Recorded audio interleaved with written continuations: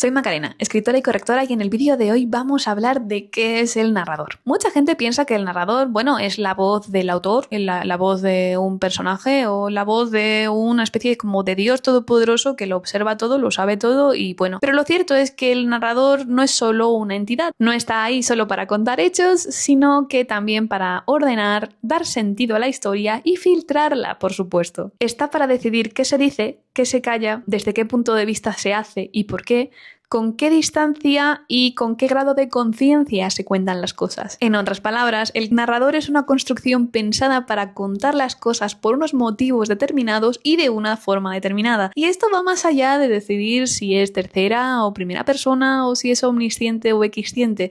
Es una decisión consciente. Pero cuando esto todavía no se ha captado del todo, se nota muchísimo, sobre todo en mi trabajo, en el que hago informes de lecturas, lecturas comentadas y correcciones, y cuando leo veo precisamente esto, ¿no? Que no se han parado a tomar una decisión consciente respecto a la voz narrativa. Voy a daros algunos ejemplos para que os puedan ser de utilidad y que los reviséis en vuestros textos. El primero es a contar de más, cosas que no eran necesarias, este es un clásico.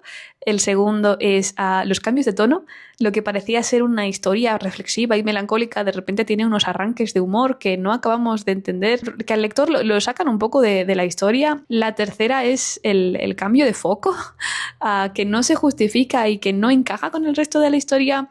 Y la número 4 son las distancias emocionales del narrador que vienen y van, porque a veces es como muy distante, como si el autor, y aquí sí que se nota que es el autor, no hubiese querido sumergirse en por qué pasan ciertas cosas, y en otros momentos es terriblemente cercano, prácticamente como si estuviera dentro del personaje, y esa distancia emocional se nota sobre todo cuando no está justificada. Y creo que la peor de todas es el problemático multinarrador. Nos salta muchísimo cuando decimos es que sí, hay muchos personajes que están narrando, pero todas sus voces suenan iguales. Por supuesto, la verdad es que nadie nos enseña de buenas a primeras a hacer correctamente un narrador.